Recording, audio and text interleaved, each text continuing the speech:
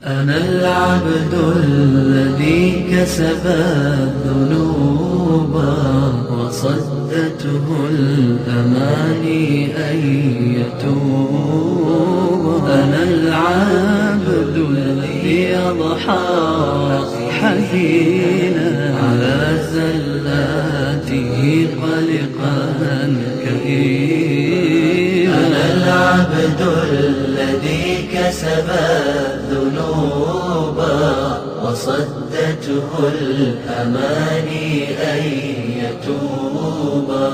أنا العبد الذي Allah yaxshi ko'radigan mu'min bo'lish uchun, Allah talab qilgan mu'min bo'lish uchun ikkinchi bir narsa nima bo'lsa, insonlar biz tarafdan xotirjam bo'lishi kerak. Kishilar bizdan amin, xotirjam bo'lishi kerak. Xuddi Rasulimiz amin, xotirjam, ishonchlik, amin shu payg'ambarning ummati biz. Ana shu mu'min Allah subhanahu va taolaning bandasi bo'lgan ekanmiz. Biz tarafimizdan boshqalar bizdan xotirjam bo'lishi kerak.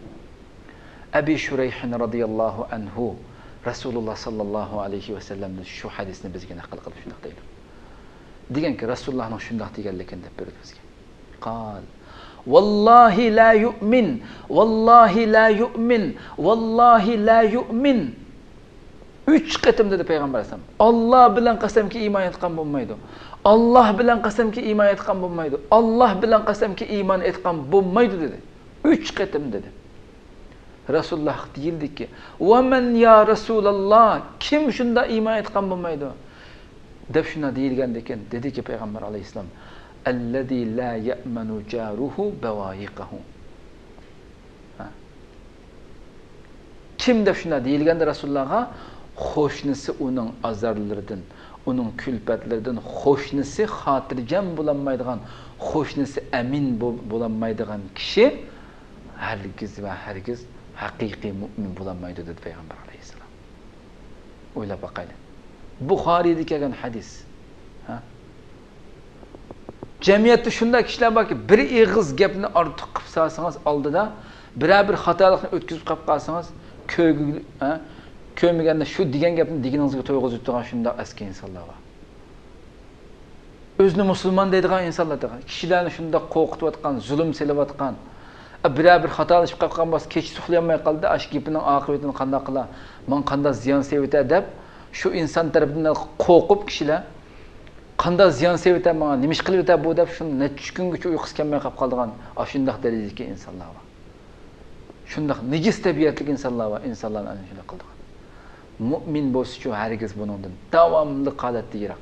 Mu'min xotirjamlik, tinchlik manbasi mu'min ham. Ana shu mu'min Allah subhanahu va taolaning bandasi bo'lgan mu'min ham u tarafdan davomli insonlarga xotirjamlik, tinchlik, go'zallikdan boshqa narsa kelmaydi. Uning tarafidan bir ziyon kelmaydi, aziyat kelmaydi, hiligarlik, aldamchilik, suxanchilik, o'chmanlik bu narsa mu'min tarafidan kelmaydi, hargiz va hargiz. U tinchlik, xotirjamlik masdar, xotirjamlik manbasi mu'min ham. Uning oldida undaq mu'minning oldida bir inson xatolashib qolib qolsa-mu, uning oldida bir loyiq bo'lmaydigan so'zni so'zlab qolib qolsa-mu, hech bir zaman ansirmaydi. Uning qattiq azor berib, men mandaq qilib o'taman, andaq qilib o'taman deb ansirab ketmaydi. Xotirjam uxlay oladi. Uning oldida ezib qolgan bir inson ham. Shu hadisi qudusida shunday deydi. Hadisi qudusida Alloh subhanahu deydi-ki, "Yu'zini ibnu Adam, kayfa yu'zihi?" Adam bolasi menga aziyat berdi. Menga azor qildi deb shunday deydi. Ya subhanalloh. Alloh qanday azor bermasa endi? Alloh qanday azor bergildi? Allah deydi-ki, "Yu'zini iz yasubbu ad-dahr wa ana ad-dahr, uqallibuhu kayfa asha." Adam bolasi menga azor berdi dedi. Menga aziyat berdi, menga azor berdi. U qanday qildi desa, zamonni tanlaydi dedi. Zamonni tanlash bilan menga azor berdi. Men bo'lsam zamonman deydi. Men bo'lsam zamonman. Men bu zamonni xohlagan shaklda o'zgartirib turman dedi. Uqallibuhu kayfa asha. Xohlagan shaklda o'zgartirib turman dedi. Xohlagan shaklda. O'ylab boqaylar, Rabbimiz bu yerda deydi-ki, Ibn Adam bolasi menga shunda azor berib turdi. Ashundaq azor berib tursa, bandalar qarab boqaydi insonlarga. Kech kunduz Alloh subhanahu va taologa osiylik qilayotgan. Uchuq oshkora osiylik qilayotgan. Yana shundoq turib Robbimiz ularning gunohini yepiyotgan. Bandalarni aşı bandalar unutib ketdi, shundoq jinoyatni qilib turib unutib ketamiz uni. Xatoliklarimizni unutib ketamiz. Alloh hargiz unutmaydi, Alloh subhanahu va taolo. Hargiz va hargiz unutmaydi. Bilib turib ashni. Ashundoq turib Alloh subhanahu va taolo gunohlarimizni yepiyotgan, ayiblarimizni yepiyotgan. O'ylab boqaylik, shunchalik Robbimizning bizga qilayotgan muomalasi qarab. Muomalasi qarab boqaylik. Bizni qo'g'dayotgan, bizga rizq berayotgan, bizni butunlay vayron qilayotgan yana. Shundoq rizq berib turgan, bizni qo'g'dayotgan, o'ylab qo'ying. Mana bu Alloh subhanahu va taoloning bandalariga qilayotgan ishi. Demak, ana shundoq Parvardigorning bandasi bo'lgan ey mu'min, siz ham Robbingizning axloqini o'rganishingiz kerak degan gap bu. Siz ham ana shundoq mehribon Robbingizning axloqini o'zingizda o'zlashtirib, boshqalarni kechirib o'taydigan, boshqalardan ayib izlamaydigan, boshqalar sizga azor bergan taqdirda ham yapalaydigan bo'lishingiz kerak. Robbingizga loyiq, Robbingiz rozi bo'ladigan mu'min bo'lmoqchi bo'lsangiz, siz ham shu Robbingizningki axloqi, shu Robbingizning sifatlaridan o'rganishingiz, o'zingizni o'zlashtirishingiz kerak degan bir natija chiqib qadrli qarindoshlar. O'ylab boqaylik. Shu birinchi sifat bizda chuqum barliq so'zimiz, barliq harakatlarimiz ikkisi bir-birini tasdiqlagan holatda bo'lishi kerak. Xoliqaga vaqtimizda bir xil, olam millatning oldiga chiqqanda bir xil bo'lmasligimiz kerak. Millatning oldida qanday bo'lgan bo'lsak, Xoliq yolg'iz qolganda ham shunday bo'ladigan. İçtirişimiz opma o'xshash bo'lishimiz kerak qadrli qarindoshlar.